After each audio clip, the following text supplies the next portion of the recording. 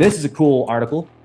This is from phys.org, and we knew it. You probably knew it. Ancient carvings in Turkey could be the earliest solar calendar. Carvings at Gobekli Tepe thought to represent the world's oldest calendar. Markings on a stone pillar at a 12,000-year-old archaeological site in Turkey likely represent the world's oldest solar calendar, created as a memorial to a devastating comet strike, experts suggest. The markings at Göbekli Tepe in southern Turkey, an ancient complex of temple-like enclosures adorned with intricately carved symbols, could record an astronomical event that triggered a key shift in human civilization, according to researchers. This data was published in Time and Mind, suggesting ancient people were able to record their observations of the sun, moon, and constellations in the form of a solar calendar. This was created to keep track of time and mark the change of seasons. Fresh analysis of V-shaped symbols carved onto pillars at the site have found that each V could represent a single day. Oh, I did want to show you real quick. So let me show you some of the discounts.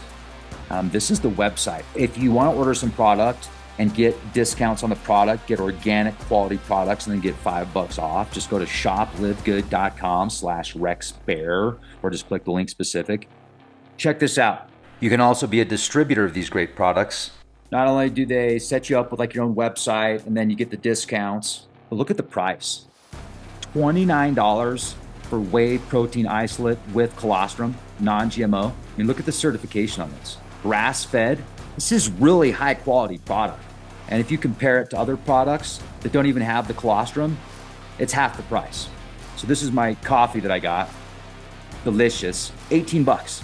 Look at the certifications, organic. And look at the price difference. It's half the cost. They also have stuff for endurance, electrolytes, energy, the organic super reds. I just ordered some super reds, and $18, folks, compared to $70 or $40. And it's organic, and it's 5 stars. So just click the link specific in the video description box. Let me know what you think when you get the products. Let's get back to the podcast right now. Hello. Boom. Now, this interpretation allowed researchers to count a solar calendar with 365 days on one of the pillars, consisting of 12 lunar months plus 11 extra days. The summer solstice appears separate as a special day, which is represented by a V worn around the neck of a bird-like beast, thought to represent the summer solstice constellation at the time. Then you have other statues, which are close by, possibly representing deities, found with similar V markings around their necks. Both the moon and the sun cycles are depicted. The carvings could also represent the world's earliest luna-solar calendar. And this is based on phases of the moon, the position of the sun, which predates other known calendars of this type by several millennia. Ancient people may have created these carvings at Göbekli Tepe to record the date of a swarm of comet fragments, which hit Earth approximately 13,000 years ago, or 10,850 BC. And this is according to the research. The comet strike is suggested to have ushered in a mini ice age, which lasted over 1,200 years, wiping out many species of large animals, and possibly triggering changes in lifestyle and agriculture, thought to be linked to the birth of civilization soon afterwards in the Fertile Crescent of West Asia.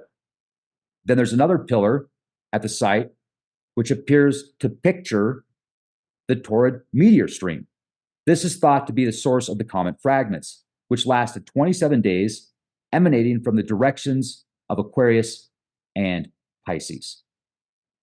This discovery also appears to confirm ancient people recorded dates using precision.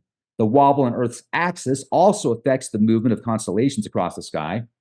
At least 10,000 years before the phenomenon was documented by Hipparchus of ancient Greece in 150 BC.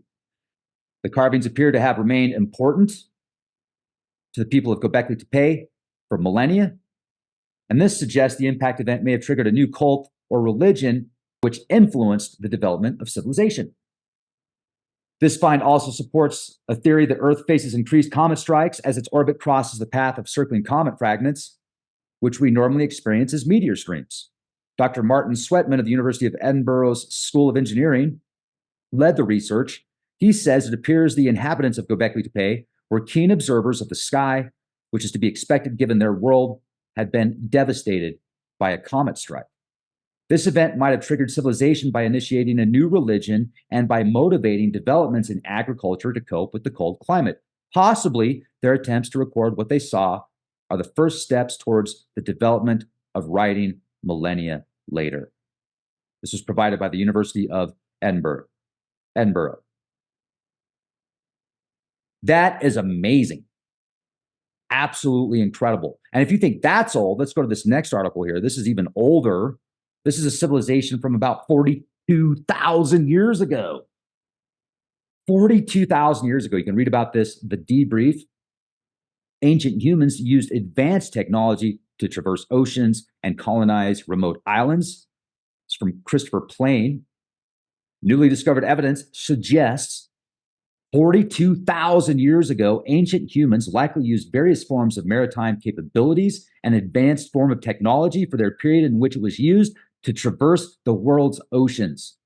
In Southeast Asia, new evidence points to the use of watercraft, allowing ancient sailors to colonize portions of more than 13,000 islands, which make up modern-day Indonesia. This includes the remote Tanimbar Islands. The question of how our early ancestors arrived there from Southeast Asia is one of the most captivating in prehistoric migration, mainly because of the vast distances covered and advanced seafaring skills that would have been required, explained Mr. Hendry Kaharuddin, a PhD candidate at the Australian National University, and the lead author of the study outlining the advanced maritime technologies employed by these early sailors that helped them reach the Tanimbar Island of Elivavan. This discovery marks one of the southern route's earliest known sites, making it a crucial piece of the puzzle, Mr. Kaharuddin added. 42,000 years ago, the first human migrants sailed to Tanimbar. Scientists have often theorized about the first arrival of human migrants in Indonesia from Southeast Asia. No concrete theory is universally accepted. However, according to the team's research published in quaternary science reviews, recent discoveries made on the Indonesian Tanimbar Island of Elivavan revealed that people first arrived there about 42,000 years ago. Along with tiny fragments of pottery, we also found evidence of things like bones, shells, and sea urchins that point to the island's role as a hub for early maritime activities, Mr.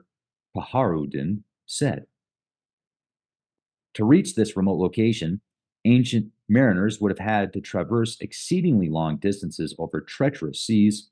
These ancient mariners would have had to traverse bodies of water over 100 kilometers in the distance, regardless of their direction of travel. And according to the press release announcing the new findings, the risky nature of the sea crossings suggested that colonists had developed advanced maritime technology by about 42,000 years ago. If the discoveries made of Elivavan ultimately confirmed the first route to Indonesia taken by ancient mariners over 42,000 years ago was a southern one, it will solve a long-standing debate between scientists about which route these original colonists took to get there. There are two main routes that have been explored as possibilities since the mid-20th century, a northern path via islands like Sulawesi and a southern track passing near Timor and the Tanimbar Islands. Kaharuddin explained this particular location, which lies along the southern route, is significant. The researcher notes as Tanimbar is located just off Sahel Shelf, which encompasses modern-day Australia as well as New Guinea. It doesn't surprise me, right? 42,000 years ago, they probably had, that's pretty cool. That's pretty cool. My great uncle traveled from Seattle to Hawaii using the stars in the 60s with a sailboat. Yeah. And people today, even with GPS, say, wow, that's astonishing, even with GPS, because you're going from a continent to a small island in the middle of the ocean. It's easier to go from Hawaii to Seattle because obviously you have a lot more to aim for there. 42,000 years ago, I doubt they had GPS outside of the stars and the landmarks. And so much has been lost from 40,000 years ago. If you go back and listen to some of the interviews I did with Dr. Richard Allen Miller talking about different epochs and how when these catastrophic events happen about every 12,500 years approximately, according to his research and the research that has been shared with him, most of that information about previous civilizations is lost. So if they're finding remains of a civilization 40,000 years ago, that's pretty cool. That's pretty cool. So I'll leave the links for that in the video description box. Elon Musk, this is the next article. Elon Musk says Warren Buffett is clearly expecting a correction after Berkshire sold nearly half of its Apple stock. Stock markets are, wow. If you got a 401 or an IRA, definitely look into Noble Gold Investments and find out how you can convert into precious metals. Now could be a really good time to do it. Now, there's obviously never any guarantees. You look at what the institutions, the big money funders, the banks are doing. You look at the instability overseas and the very real possibility it could get a lot hotter over there and they could drag us into it. They're even talking about that in the mainstream news right now. I'm doing my best not to focus the intention there because that would be, especially right before people start going out to the ballots, right? Not good. So be prepared, not scared, hope for the best, prepare for the worst. But it looks like Warren Buffett and many others with big money and big businesses are preparing as well. What are they preparing for?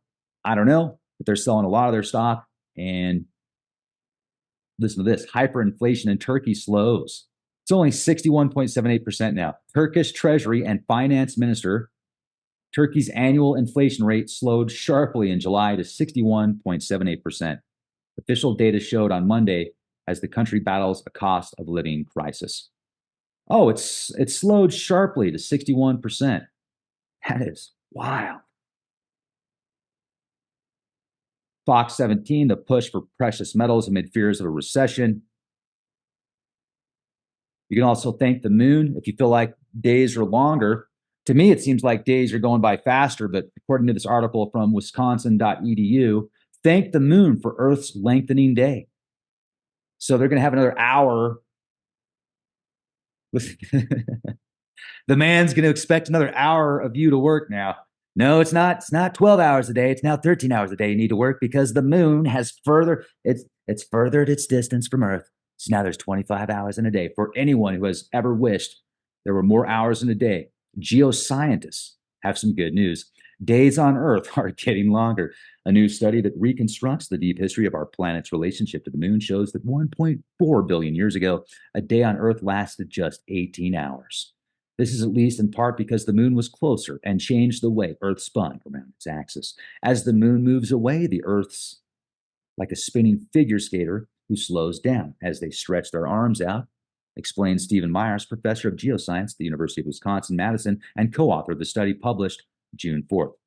Proceedings of the National Academy of Sciences. It describes a tool, a statistical method that links astronomical theory with geological observation, called astrochronology, to look back on Earth's geological past, reconstruct the history of the solar system, and understand ancient climate change as captured in the rock record. Last year, Myers and colleagues cracked the code on their chaotic solar system in a study of sediments from a 90-million-year-old rock formation that captured Earth's climate cycles. Still, the further back in the rock record he and others have tried to go, the less reliable their conclusions. You don't say? 90 million years ago? So basically, the moon is moving away from the Earth at 3.82 centimeters per year.